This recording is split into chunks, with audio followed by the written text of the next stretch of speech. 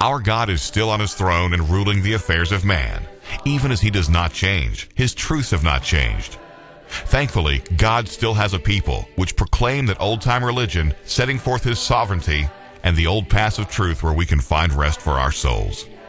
Welcome to Word of Sovereign Grace, a ministry of Paradise Primitive Baptist Church in Arlington, Texas. Get your Bible, call your friends, and sit back as we open the King James Scriptures to explore the glorious Word of Sovereign Grace. Here's this week's message. You want to draw your attention to the book of Luke, Luke chapter 14. That's interest in your prayers this morning that the Lord would bless in a way that His name and glory would be, His name would be honored and glorified, and that something we said this morning would be edifying unto God's kingdom. In Luke chapter 14, in the first verse, it says,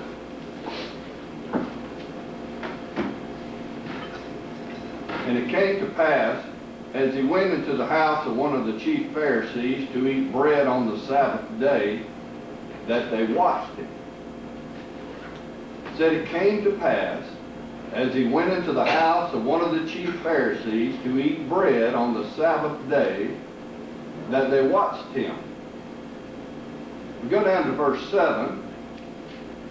And it says, "And he put forth a parable to those which were bidden, when he marked how they chose out the chief rooms, saying unto them." Here's the setting. Lord Jesus Christ has been invited to one of the chief Pharisees to sup on the Sabbath day. And as Jesus gets there, it says he noticed how they had marked out the chief rooms. The Lord notices how they arrange this occasion. And the Lord's going to begin a discourse here in Luke chapter 14. If your Bible's in red, you'll notice that he'll begin speaking. He'll go through chapter 14, chapter 15, chapter 16, and halfway chapter 17 with his address. And I want to look at what he says in this particular sermon. It's a long sermon, so we'll not be able to get to every point in it. But the Lord is going to speak several parables here. And without going into a great bit of depth, I want to look at the point of each parable. And I want to say this about parables this morning. When a parable is given in the Scriptures, although there's a lot that you can glean from this parable, some things natural, a lot of spiritual lessons, you'll notice that every parable has a point to it. And whether you're able to understand all the many things, we should at least get the point. Go to Luke chapter 18, and in this chapter he's going to tell you that he's fixing to speak a parable. And he's going to tell you what the point is right up front. He'll tell you what the point is when you look at this parable. In Luke chapter 18, it said he spake a parable to this end, that men ought to always to pray and not to faint. Now that's the point of the parable that he's fixing to tell you. He's fixing to tell you about an unjust judge and a widow woman. And what you should be looking for in that, although you can see many things, is that parable ought to teach you to always to pray and not to faint. Because if you'll notice that parable, in the end, she gets what she wants. Through perseverance, she finally gets what she wants. And that's what he's teaching us through prayer. If you'll continue to pray and not to faint, in the end, the Lord will answer your prayer. Okay, I went to association one time. In Luke chapter 10, you find another parable. You find a parable here of a man that went from Jerusalem down to Jericho, and he fell among thieves. And you remember this parable. There was a priest passed by, and he passed on by. A Levite came along, he passed on by. All of a sudden, here come a Samaritan. And this preacher got up, and he preached on this parable. And he told us what everything in there represented. He told us who the priest was and what that represented, what the Levite represented, what the Samaritan represented, what the inn represented, what the pence represented, who the innkeeper was. He told us who the Good Samaritan was. He told us what the road represented. He told us everything about that parable except one thing, the whole point. See, in Luke 18, you got the point at the beginning. This one, you get the point at the end. That parable was in reference to a question asked by the Lord. This man asked the Lord this question, well, who's my neighbor? Who's my neighbor? And so he begins to tell them this parable about a man went from Jerusalem down to Jericho and fell among thieves.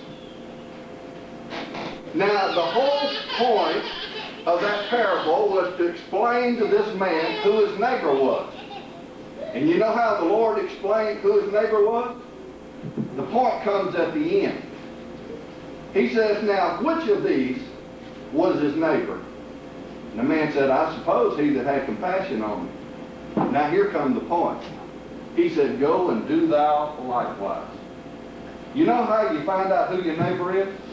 By being a neighbor. That's how you find out who your neighbor is. He said, go and do thou likewise. You want to find out who your neighbor is, you've got to become a neighbor to understand what a neighbor is.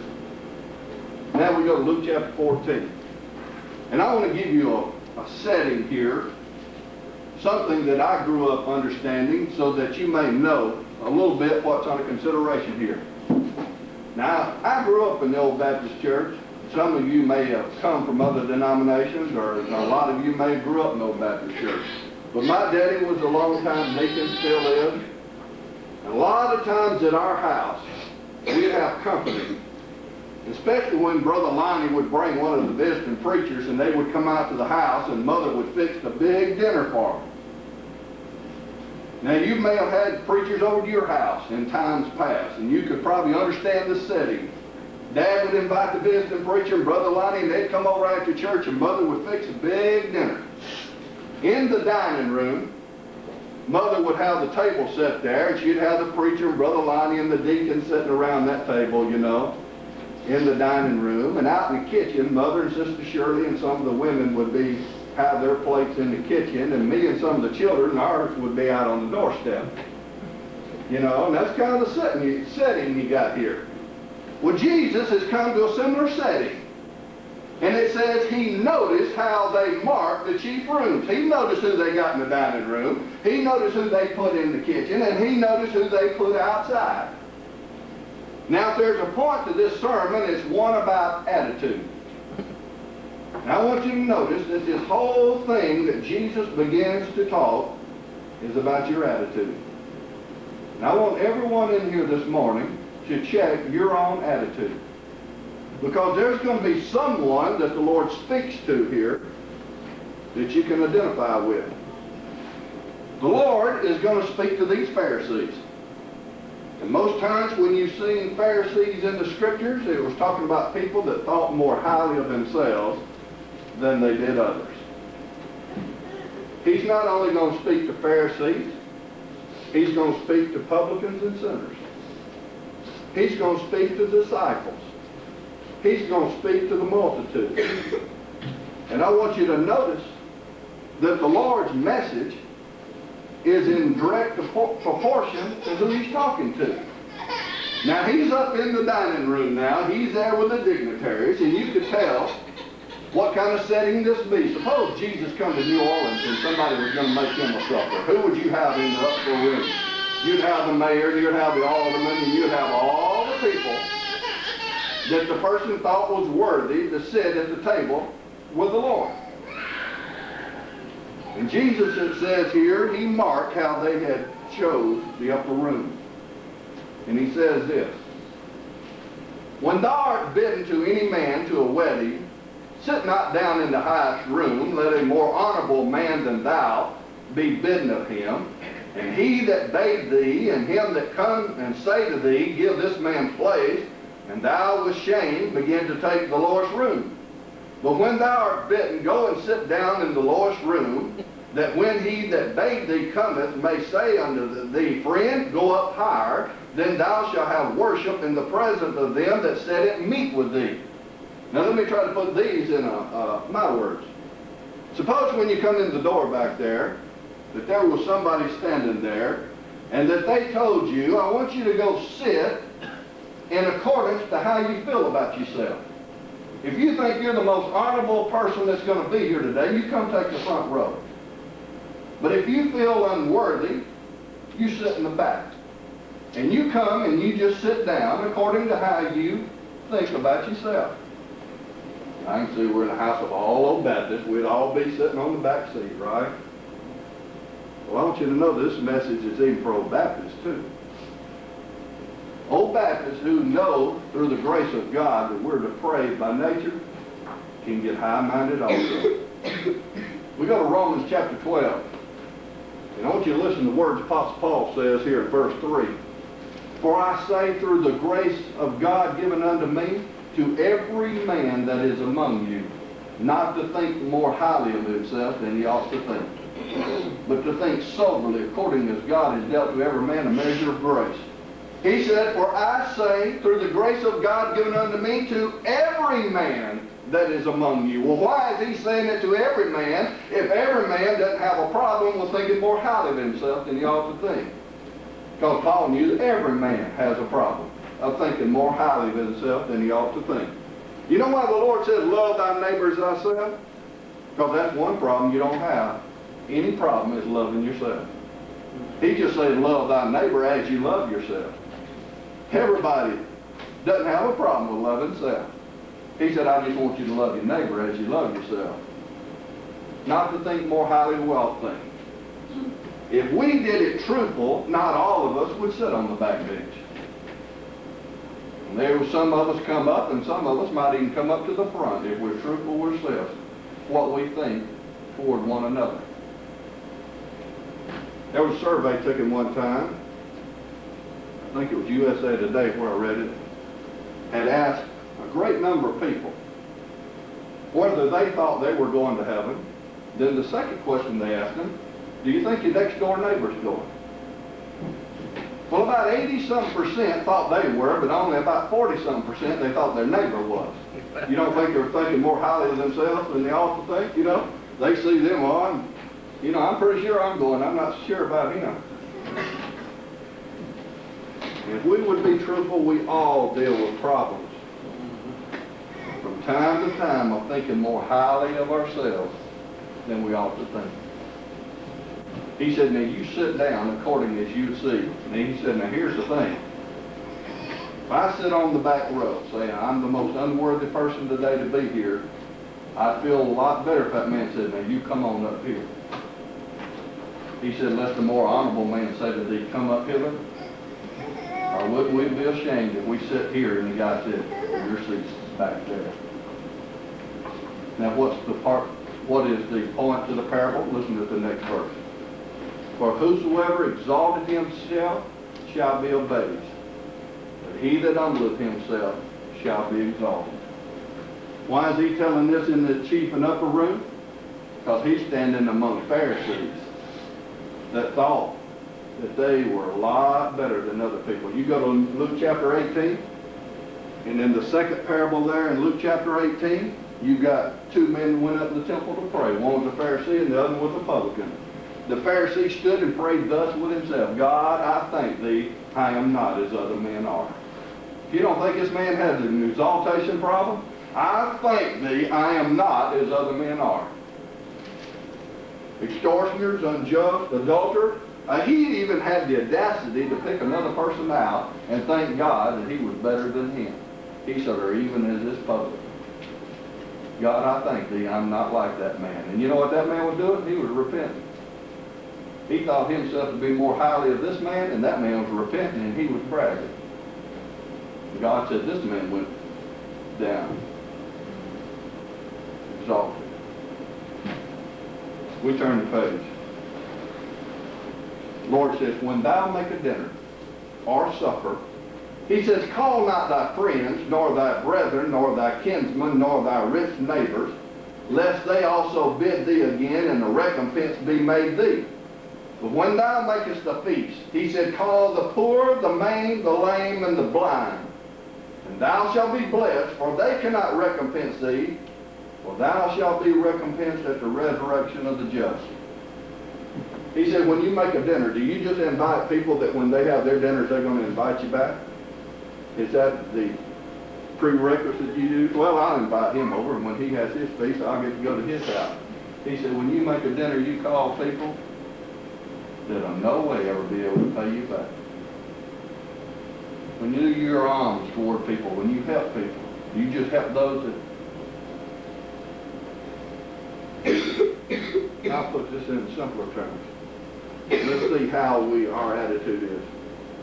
When we have our communion services, do you just break bread and wash feet with the same ones every time?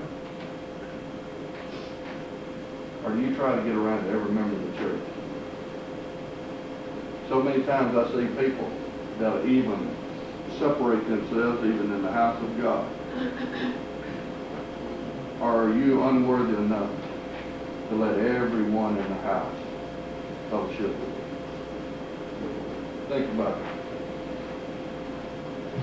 When one of them that sat at meat with him heard these sayings, he said unto him, Blessed is he that shall eat bread in the kingdom of God. My words, he said, happy are we to be here, eating with the Lord today. Well, I'm happy to be here today, and I'm so happy to see this congregation. So proud God has continued to bless you here. But you know, no matter what house of God you might be in this morning, not everybody's there that should be there. Not everybody is always there that should be. And the Lord is recognizing this. One guy speaks up and says, happy are we to eat with him in the kingdom of God. But then when you come to God's kingdom, there seems to be always somebody missing that ought to be there. So the Lord speaks this parable to him. He said, a certain man made a great supper and bade many. Again, here's a picture of the kingdom of God. What's the point? How many times can you remember when it was time to go to the house of the Lord that you began to make excuse? Now, I want to separate these. Sometimes there's a reason people can't be at the house of God. There's people in the rest home got a reason. Many times people use excuse and not a reason. People that can be there but are not there. He said, a certain man made a great supper and bade many, and sent his servant at supper time to say to them that were bidden, Come, for all things are now ready. And they all with one consent began to make excuse. And that's really what they were. The first said, I have bought a piece of ground. I must needs go and see it. I pray thee have the excuse. And I want to say something here, and I've always found this a mystery. When people know they're going to miss church, they seem to have always think that if they can just go tell the preacher, it's all right. If they can make it sound reasonable to the preacher, it's okay. I don't know why they come tell me or the other preachers, Brother Sammy, I'm not going to be there next Sunday. I had one tell me that one time. I said, Brother Sammy, I'm not going to be there next Sunday. I said, that's all right, I ain't going to be there either.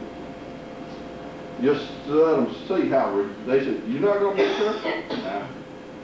Sound how ridiculous it sounds coming from the other ear. You know, when you tell the preacher your excuse, generally you're telling a man that's got his Sundays tied up for the rest of his life. You know, you're telling him why you can't be there Sunday, and his are tied up for the rest of his life. He's got family. He's got other things in his life you do. But you know what we're doing? We're telling the Lord his house is not really that important. I've got things more important than you. Kind of like Brother Lonnie says, you know, their Lord is a spare tire. We'll just get you when you need it. Listen to these excuses and listen just how, when you think you've told one that sounds reasonable, how unreasonable they really are. The first one said, I bought a piece of ground. I must needs and go see it. Now, how many people in the world would buy a piece of ground before they ever went and saw it? I mean, who would buy a piece of ground and, well, I need to go see it, see what I bought? And it said they went at supper time. I mean, if you were going to go see it, you wouldn't wait till dark. to go see it anyway. The next one says, I bought 5 yoke of oxen. I must go prove them. I must go see if they're any good. Again, another family excuse, and the best one's for last. The guy said, I've married a wife, therefore I cannot come. You can tell who's ruling that house. It's not the one the Lord set up to be intended to rule. But you know what the number one excuse that I hear when people come tell me I'm not going to be there next Sunday? It's akin to this last one, is family. It's family. So-and-so's coming in. Brother, sister, aunt, uncle, whatever the case may be, I've got family coming in. Mm-hmm. Yeah, you've got family here too. Right. You've got a family ought to be more dear than even natural family. Mm-hmm. But just suppose you've got a good one. And you go tell the preacher and you catch him on a good day and you catch his sympathy. Preacher says, I understand. That still hasn't eliminated your problem. Listen to this. So the servant came and he showed his Lord these things. Your problem ain't getting my sympathy. It's getting the Lord's sympathy. You may get mine, but I'm not the one you got to deal with. The servant came and he told the Lord these things. And the master of the house being angry.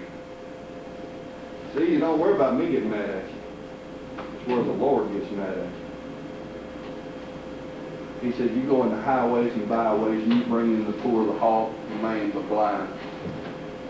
And he said, and I say unto you that none of these men which were bidden shall taste of my supper. Sometimes people lose the taste for the crumbs that fall from the master's table. Now the Lord does something. You remember the setting. He's in the dining room with these Pharisees and these people that thought they were more honorable and more noble. Jesus gets up in the middle of the dinner and he goes outside. You know, if you had Jesus to come to New Orleans, there would be some kind of banqueting table, but not everybody that knew he was in town would get in. There would be multitudes outside. Verse 25, and there went great multitudes with him, and he turned and said unto them. Now the first message was to the Pharisees. Why was it to the Pharisees? Because they thought more highly of themselves than they ought to think. Now he's got a message for the multitudes. Now what do you have when you got multitudes? You got all kinds. You've got all kinds. You've got Pharisees, you've got sinners, you've got publicans and sinners, you've got disciples, you've got some of all kinds. So the message that he's fixing to give them is for people of all kinds. I want you to notice verse 26, because if I've ever been called on a verse, people want me to explain it to them more than any other verse. It's probably this one. He says, if any man come to me and hate not his father and mother and wife and children and brethren and sisters, yea, even his own life also, he cannot be my disciple. I get calls on that, brother, saying, what does that mean? You got to hate your mama and your brother and your sister and your wife and even your own life to be a disciple of Christ. What does that mean? I want to give you a point about some scriptures. When scriptures are hard to be explained, you'll generally notice this, that the Lord will explain it himself. When the first thought that comes into your mind is not what he wants you to believe on that, he will explain it to you. Now, when you go to Romans chapter 9, and you read verse 13, for Jacob have I loved, but Esau have I hated, what's the first thought that's going to come to your mind? What's the first thought of anybody when they first read that? Jacob have I loved, Esau have I hated. The first thought they're going to think is God loved Jacob and he hated Esau. And since that's what the Lord intends there, he doesn't go about explaining that any different.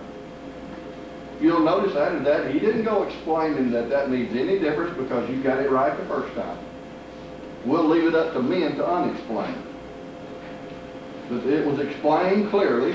For Jacob have I loved, Esau have I hated, and God got it right the first time, and he knows what you understood. But now, since this verse, if any man hate not his mother, father, sister, brother, yea, even on his own life, he cannot be my disciple. I want to show you where the Lord explains this verse.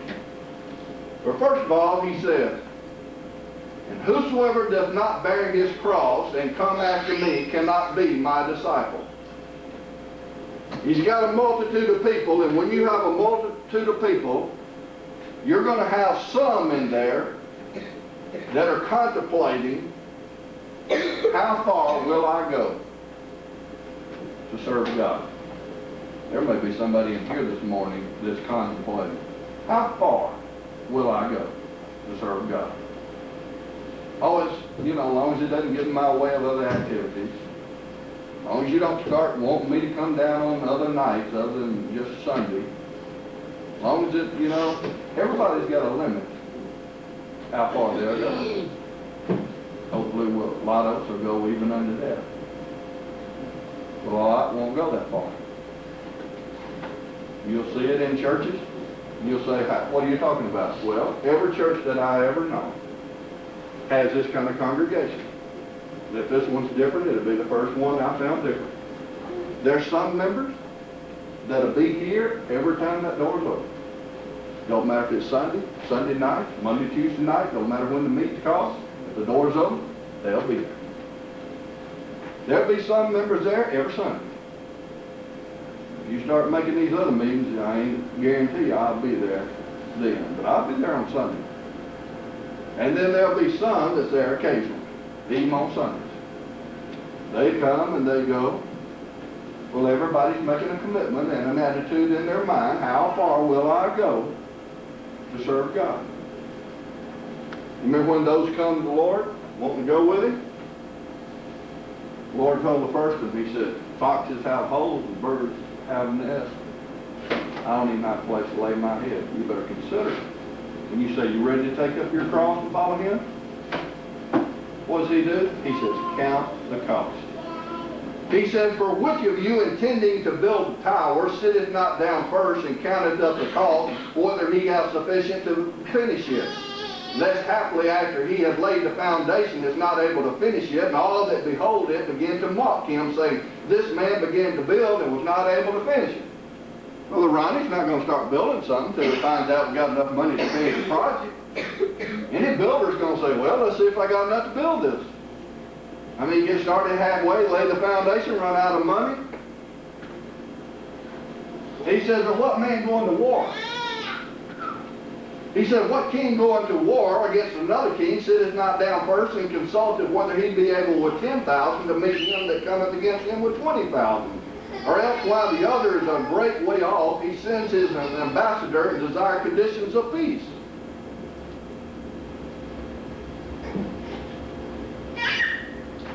This may not mean as much to some people as it hits home with children. When children are thinking about taking up their cross and following the Lord, sometimes it comes at a great price. You lose friends. You don't get invited to parties that you want to once you make a commitment that you're going to serve the Lord. The Lord's got a multitude of people. Somebody probably this morning is making up their mind just how far will I go to serve God. Well, you think about how far He went for you. He went all the way to the cross. He died. Is He asking too much for us to serve Him as a living sacrifice? Sometimes you have to stand up in front of ridicule. Sometimes we as old Baptists have to stand up in front of ridicule for what we believe, what we stand. He's saying, count the cost. Now he comes to explain in verse 26. So likewise, whosoever he be of you that forsaketh not all that he hath, cannot be my disciple. Now let's put that word back up into the first verse, verse 26, and listen to how reasonable Jesus explains. If any man come to me, and forsake not his father, or mother, or wife, or children, or brethren, or sisters, yea, even his own life, he cannot be my disciple. When he said hate there, he meant forsake. He explains it down there before he meant, if any man forsake not all that he has, and that includes father, mother, sister, brother. You know I love family reunions, but they ought not be on Sunday. Because I'm going to have to forsake my father, mother, sister, brother. Because I've got to be here. When your family plans, encourage them. That's what Saturdays are for. But you got a place to be on Sunday. People knew that I drove to New Orleans this morning, 100 and something miles, would think I was a fanatic to go that far to go to church. I went down to Baton Rouge last night to watch a ball game in the rain. They said I was a fan. And now they call you a fanatic. Because you go that far to serve God. And I'm going to tell you, you got a pastor here that sets the standard. And how far he'll go to serve God. When it comes to forsaking all that he has. You know, we got others to follow. Chapter 15. Then drew near unto him all the publicans and sinners for to hear him. I want you to know the message fits the congregation. The preachers ought to be aware of this. The message ought to from time to time fit the congregation. He should know the needs of the congregation to give them what they need from time to time. He's got to know his people, to know how to change the message from time to time to fit their needs. He's got publicans and sinners now. These are out on the doorstep. They wasn't even allowed to come in the building because people felt more honorable than them. The Lord begins to tell them about a prodigal son. You ever felt like you've been that prodigal son before? You ever felt like you are the prodigal son? You're the one that cast out, the one that nobody wants, and got brothers that think you're not worthy even to be in this house. But I want you to notice why he's talking to the publicans and sinners. Them old Pharisees that had invited him over here are now standing behind him. They're murmuring and complaining that he's even talking to these people. You know, the greatest compliment I've ever read about the Lord Jesus Christ was not said as a compliment. It was said in a derogatory statement. It was not said to brag about the Lord. It was said in a derogatory manner, the greatest thing I've ever read about him, that he was a friend of sinners. That wasn't said as a compliment. This man is a friend of sinners. Isn't that about the greatest thing that you've ever read? Thank God he is a friend of sinners. He begins to tell them about a prodigal son to these publicans and sinners. But he knows who's behind him. And he's going to remind them about an older brother. But you know, I've heard this parable spoke on 100 times. And either preachers will talk about the prodigal son, or they'll preach about the older brother. You know, the third character they always leave out, don't say much about it, is the man that was in the middle, that faithful father. You know who had the power over this house to forgive that prodigal son? It wasn't that older brother. This wasn't his house. It was the Father's house. You know who has power to forgive you in this place? It's not us older brothers. It's the Father of the house. Jesus has power on earth to forgive sin. We oftentimes leave out that faithful Father. In this parable, you'll notice, and I know I'm not going to finish my message, but I want to at least get some of the better points. In this parables that he speaks here to these publicans and sinners, I want you to notice there's 3 parables here. The most known is a prodigal son, but he spoke 3 parables. The first was about the lost sheep. There was 100 sheep and lost one. The shepherd left the 99 to go to get to that one. Then you had a lost coin. Woman had 10 coins. She lost one. She swept her house. And she found that one. And then you come to the prodigal son. The Lord's not being redundant, just speaking these things over, because even though these 3 are similar, I want you to notice there's a little bit of difference between these 3. Lost sheep, lost coin, prodigal son. response was different too. With the lost sheep, you had a sheep that was lost. This sheep knew it was lost, but it didn't know how to get back. That's the way a sheep is. That sheep's blatant, that sheep's crying, it knows that it's lost its fold. It don't know how to get back. With the lost coin, you had a coin that was lost and didn't even know it was lost. The woman knew it was lost, but the coin didn't know it was lost. The coin didn't have no way of knowing it was lost. And with the prodigal son, you had a son that was lost, and he knew how to get back. He knew where the house was. You remember, he returned on his own. You ever notice in God's kingdom that it's that way? There could be people lost that could be sitting here right now. They've lost the feeling of the supper. They've lost the joy of their salvation. I'm not saying there is, but there could be. They don't have to be down the street to be lost. That coin was still in the house when it was lost. The woman swept the house to find the lost coin. You can find lost people inside your congregation. Don't even know they're lost.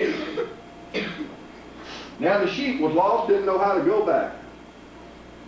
You notice somebody went out after that sheep. Shepherd went out.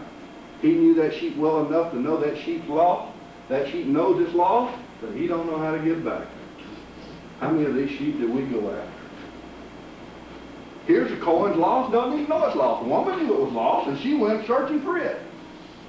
I search for lost coins inside God's house all the time. There's some sitting there that I can tell by the God's grace given unto me to know their life good enough. They're sitting on the bench lost and don't even know they're lost. And then there'll be occasion, the one that'll leave, and he knows how to get back. But he's going to have to decide to repent before he'll come back. You know that father didn't go after that one? And I've heard people get on that father. There's nothing to get on that father about. He knows he's good enough to know that man knows where the truth is. He knows where the house of God is. Now, if it was somebody that didn't know, I'd go out and try to search for them, try to help them back. But I've seen them being in the old Baptist church long enough to know that when they leave, they know they're leaving the truth. The things in their life, they've got to get straightened out to get back. And what does this faithful father? He does stay home, pray for them, and watch for them. Sometimes that's what you have to do for your prodigal son. But I like to preach about that faithful father. The one that was ready to forgive when that prodigal come home. We go to chapter 16. I know time's getting short, but I'll condense this to get it within an hour. Chapter 16, it says, and he said unto his disciples. Now here's a message for disciples. You know, you've got to have a message for those disciples, those faithful people that are always there, always doing what they're trying to do their best, always trying to be in God's kingdom, always doing everything they can. You've got to feed them too. There's messages for them disciples. He went to his disciples and he said, there was a certain rich man which had a steward, and the same was accused unto him that he had wasted his goods. And he called him and said unto him, how did I hear this of thee? Give an account of thy stewardship, for thou may no longer be steward. Then the steward said within himself, what shall I do? For the Lord taketh away from me the stewardship, and I cannot dig, and to beg I'm ashamed. I am resolved what to do, that when I am put out of thy stewardship, they may receive me into their houses. So he called every one of his Lord's debtors, and said unto the first, how much owest thou unto my Lord? He said, 100 measures of oil. And he said, he said unto him, take thy bill, and sit down quickly, and write 50. Then he said to another, how much owest thou? And he said, 100 measures of wheat. And he said unto him, take thy bill, and write 80. And the Lord commended the unjust steward, because he had done wisely. For the children of this world are in their generations wiser than the children of light. Let me give you this quickly. I explain this where you can understand it. Here's a man that owns a company. And he's got a foreman that runs his business. And it comes to him one day, finds out his foreman's been stealing from him, been cheating him. And he comes and says, give account of thyself, because you're going to get fired. You may no longer be steward. And this man is a foreman. He knows he's going to get fired, and he says within himself, man, I'm feeling to get fired. I don't know how to dig. I don't know how to work. I've been a foreman all my life. I don't know how to do anything. But dag, I'm ashamed. I'm on welfare. So here's what I do. I know I'm going to get fired. This man owes my boss $100. I'm going to cut his bill down to $50. This man owes his boss $100, and I'm going to cut his bill down to $80, so that when I get fired, I'll have me some friends that I'll go to, and they'll take care of me, may even hire me. And they said, the Lord commended this unjust steward. Now, he's not commending you to sin, but here's what he said.